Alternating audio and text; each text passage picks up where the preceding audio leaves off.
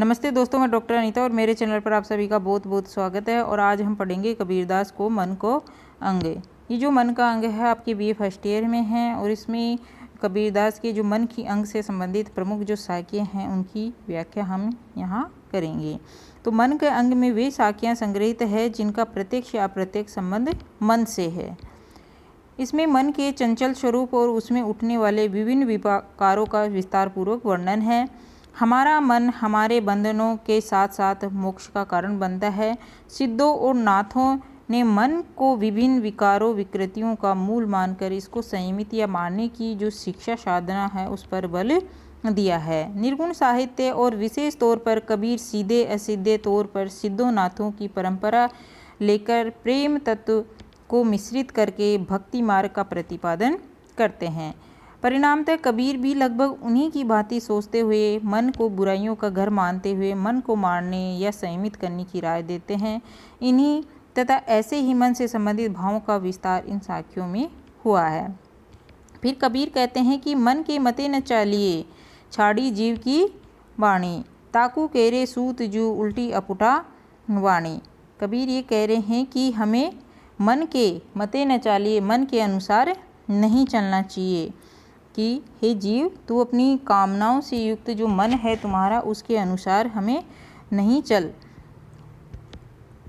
छाड़ी जीव की वाणी यानी कि तू इस प्रवृत्ति को छोड़ दे। अपने मन के अनुसार जो तू चल रहा है, तू कामनाएं जो कल्पनाएं कर रहा है और उसके अनुसार जो तू चल रहा है उस प्रवृत्ति को तू छोड़ दे।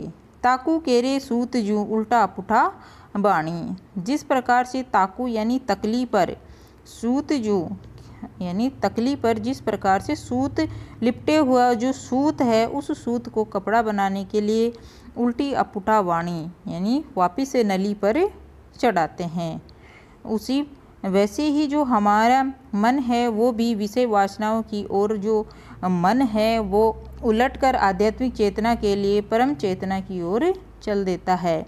भावार्थ में यहाँ देखें तो कि जीव जो है वो सामान्य स्वभाव है जीव का और वह मन के अनुसार कान संप्रक्त होकर विषय भोगों सांसारिकता की ओर चल पड़ता है। ऐसे ही जीव स्वभाव का सचेत करते हुए कबीर कहते हैं कि हे जीव तू ऐसी कामनाओं से युक्त मन के अनुसार न चल, अर्थात इस प्रवृत्ति को छोड़ दे। जैसे तकली में लिपटे हुई सूत को कपड़ा बनाने के लिए पुनः नली पर चढ़ाते हैं, वैसे ही विषयों की ओर प्रवृत्त मन को उलटकर आध्यात्मिक चेतना के लिए परम चेतना की ओर ले चल।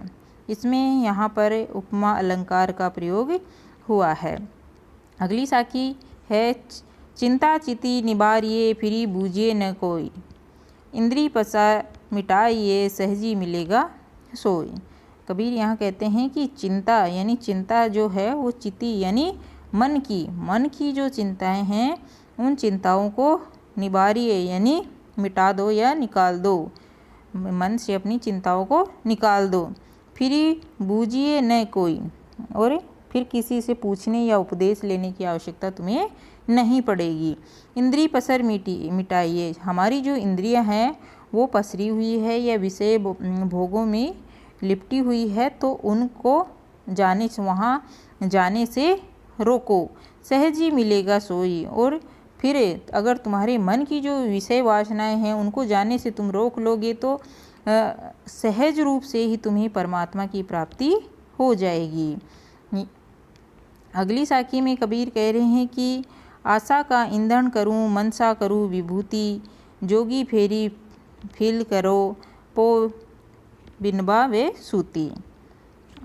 आशा यानी जो इच्छाएं हैं तृष्णाएं हैं उनका ईंधन करो यानी जलने वाली जो लकड़ी होती है उसके जैसा कि मैं अपनी जो इच्छाएं हैं उनको ईंधन करना चाहता हूँ या ईंधन के जैसा करना चाहता हूँ ताकि वो ज्ञान की अग्नि के समान जल सके। मनसा करूँ विभूति, और जो मन की इच्छाएं हैं उनको विभूति यानी भस्म या जो राख करना चाहता हूँ। मन की आशाओं का तो क्या करना चाहता है, वो ईंधन जलाने वाली लकड़ी के समान करना चाहता है और मन को राख के समान करना चाहता है, भस्म कर के राख डालना चाहता है। और जोगी फिर फिल करो, और इसके पश्चात जोगियों की तरह फेरी फिल यानी फेरी लगा करके, जोगी के समान फेरी लगाऊं। पो विनबो वे सूती, ताकि मैं जो उसका अहम भाव है वो अहम भाव मिट सके, तभी उसको प्रभु की प्राप्ति होगी। तो भावार्थ में देखिए तो कबीर यहाँ कह रहे हैं कि मैं इच्छाओं को ईंधन करना चाहता हूँ ताकि ज्ञान अग्नि जल सके, और इस प्रकार इच्छा में जो मन है उस मन को भस्म कर डालना चाहता हूँ। उसके पश्चात मैं जोगियों की तरह फेरी लगाऊंगा और अहम भाव रहित होकर मैं इस जीवन सूत्र को बिनूंगा, तभी मुझे प्रभु की प्राप्ति होगी। यहाँ पर बिनना वे के स्थान पर बिन नावे मुद्रित होना चाहिए था। फिल्म फिट का ही दूसरा रूप है। यहाँ जोगी मन के लिए प्रयुक्त हुआ है। जिस प्रकार जोगी चारों ओर चक्कर लगाता रहता है, उसी प्रकार यह मन विषयों के चक्कर लगाता रहता है। इस अर्थ में गोरख वाणी में इसका प्रयोग मिलता है। यहाँ पर सांग रूपक अलंकार है। कबीर कहते हैं कि कबीर सेरी सांकड़ी चंचल मनवा चोर, गुण गावे लेलिन होई कछु एक मैं और। सेरी यानी गली या जो मार्ग है वो सांकड़ी यानी सकरा है। कबीर कह रहे हैं कि जो प्रभु तक पहुँचने का जो रास्ता है वो बहुत ही सकरा है। चंचल मनवा चोर, और जो मेरा मन है वो चंचल होने के कारण चोर के जैसा है। गुण गावे लीन होई, और मैं गुणगान गाना चाहता हूँ प्रभु का, या ध्यान मग्न होकर प्रभु का गुणगान करना चाहता हूँ। कछु एक मन ओ मैं और होई, फिर जो चंचल मन है उस चंचल मन के द्वारा प्रभु को प्राप्त करना चाहता हूँ एकाग्रचित होकर। यहाँ भावार्थ में कबीर कह रहे हैं कि प्रभु तक पहुँचने का रास्ता बहुत ही सकरा है, संकीर्ण है। इसमें उच्च कोटि के साधक ही जा पाते हैं, लेकिन मन चंचल होने के कारण चोर के समान है और यह इस संकीर्ण रास्ते पर नहीं जा सकता, क्योंकि यह ऊपर से ध्यान मग्न होकर प्रभु का गुणगान करता हुआ प्रतीत होता है, किंतु भीतर कुछ और ही रहता है इसके, अर्थात भीतर से यह विषयों की लालसा या तृष्णा रखता है। इसलिए कबीर कहते हैं कि चंचल चोर मन के द्वारा प्रभु को प्राप्त करना कठिन है, क्योंकि ऊपरी अर्थात चेतन मन से यह उसका गुणगान किया करता है और भीतर अर्थात अचेतन मन से विषयों की लालसा कुरेदती रहती है। इसमें भेद कातिशोक्ति अलंकार है। अगली साखी है कबीर मारू मन को टूक टूक है जाई, विष की क्यारी बोई करी लूणत कहा पछिताई। लूणत यानी काटते हुए। कबीर कह रहे हैं कि मारू मन करूँ, कि जो मेरा मन है वो मन ही विषय वासनाओं रूपी विष की क्यारी उपजाता है, और परंतु फिर भी उसके लूणत कहा पछिताई, उसके फल काटने के समय वह पछताता है। मेरा मन ही विषय वासनाओं रूपी विष की प्याली को उपजाता है, और जब फल काटने का समय आता है तब उस समय वो पछताता है। यह जो कैसे हो सकता है कि इंसान कर्म करे और उसका फल न मिले, इसलिए कर्मों का फल तो सभी को भोगना पड़ता है। जब तक मन रहेगा वह विषय वासनाओं में उलझा ही रहेगा, इसलिए आवश्यकता है कि मन मारूं, यानी मन को मारा जाए, जिससे इसके क्या हो जाए, ये टूक टूक हो जाए, ये सर्वथा छिन्न भिन्न हो जाए। यहाँ पर मारने से तात्पर्य साधना या रूपांतरण, जिससे मन की वासना विष बोने की शक्ति क्षीण हो जाए या समाप्त हो जाने से है। यहाँ दृष्टांत अलंकार है।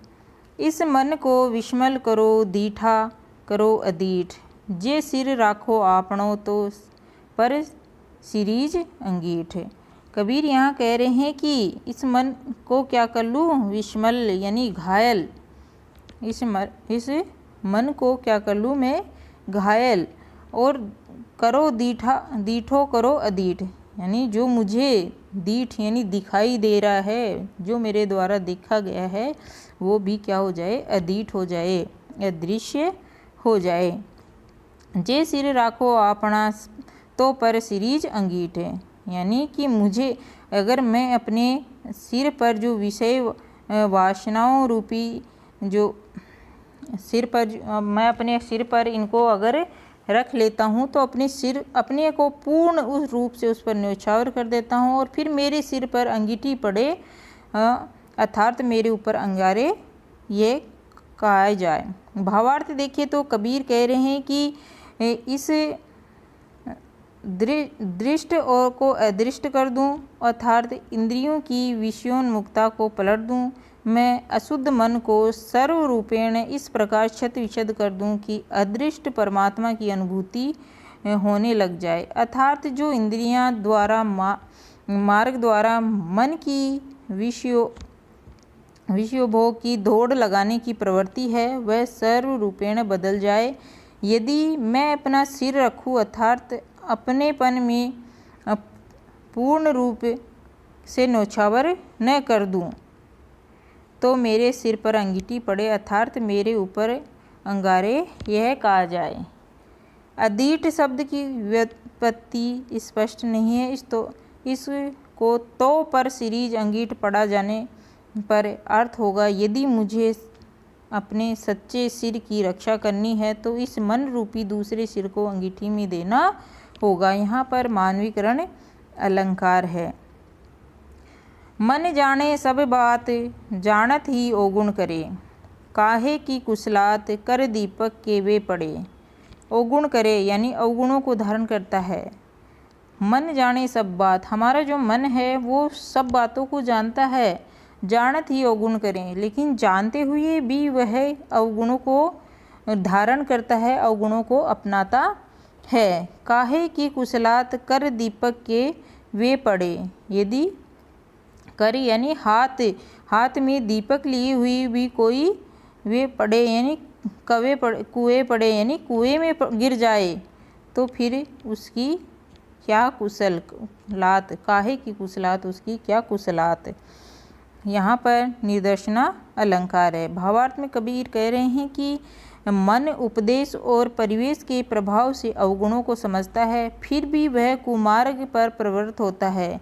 यदि हाथ में दीपक लिए हुए भी कोई कुएं में गिर पड़े तो फिर उसकी क्या कुशल। अगली साखी है, हृदय भीतरी आपसी मुख देखना न जाई, मुख तो परी देखिए जे मन की दुविधा जाए। आरसी यानी दर्पण, देखिए यानी देख सकता है, दुविधा यानी दो ओर जाना, चंचलता यानी डावाडोल, दुविधा यानी चंचलता डावाडोल या दो ओर जाना।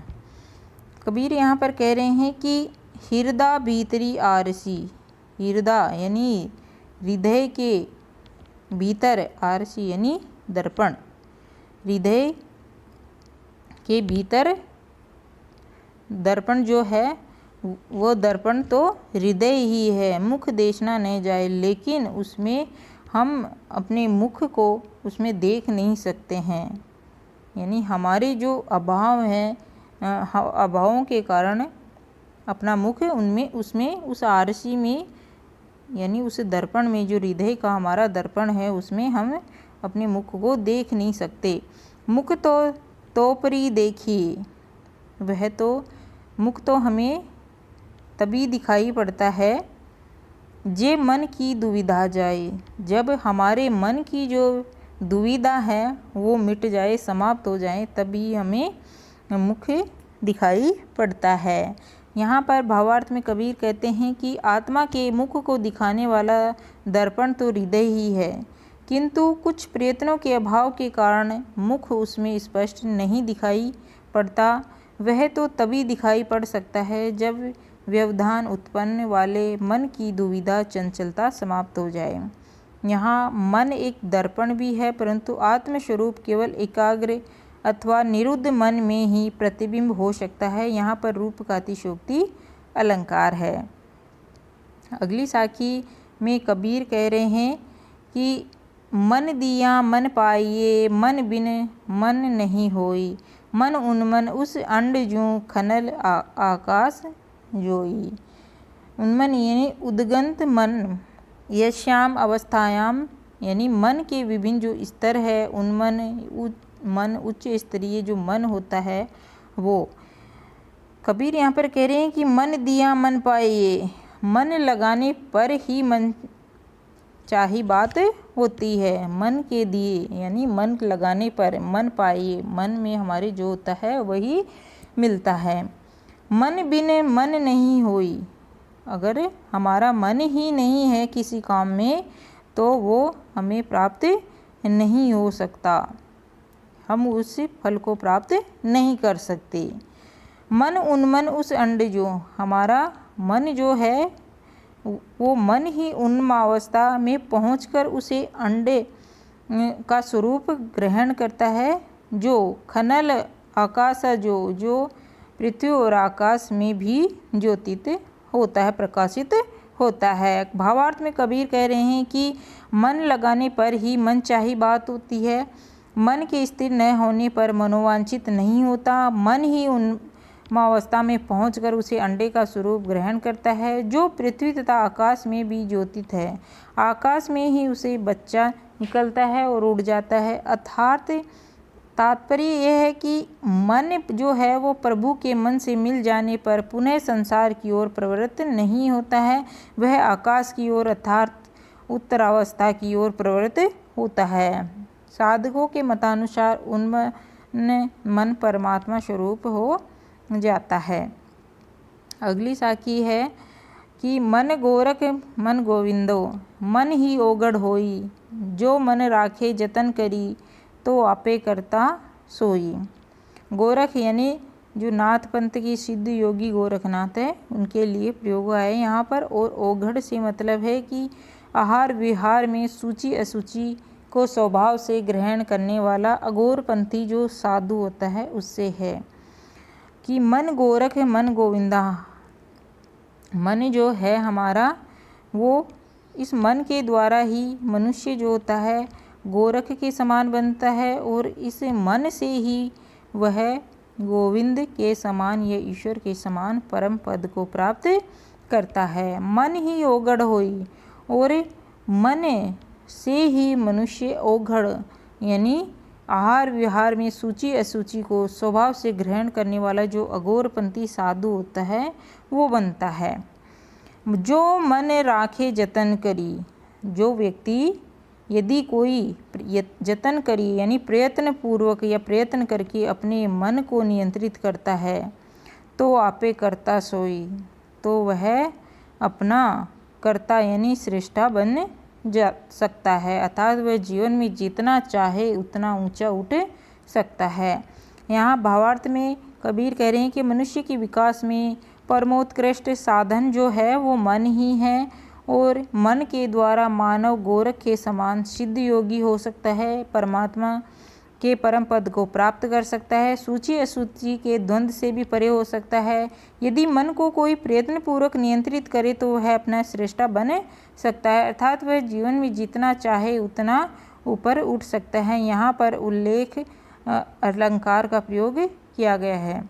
तो दोस्तों ये हमने जो कबीरदास के मन का अंग है उसकी 10 साखियों की व्याख्या की है, और मैं आशा करती हूँ कि ये आपको अच्छे से समझ में आ गया होगा। और आगे की जो साखियाँ हैं उनकी व्याख्या अगले वीडियो में करेंगे हम। और वीडियो अच्छा लगा हो तो इसको लाइक कीजिए, शेयर कीजिए और चैनल को सब्सक्राइब कीजिए। साथ ही बेल आइकन का बटन ज़रूर प्रेस कीजिएगा ताकि मेरे द्वारा बनाए गए वीडियो का नोटिफिकेशन आप तक पहुँच सके। धन्यवाद।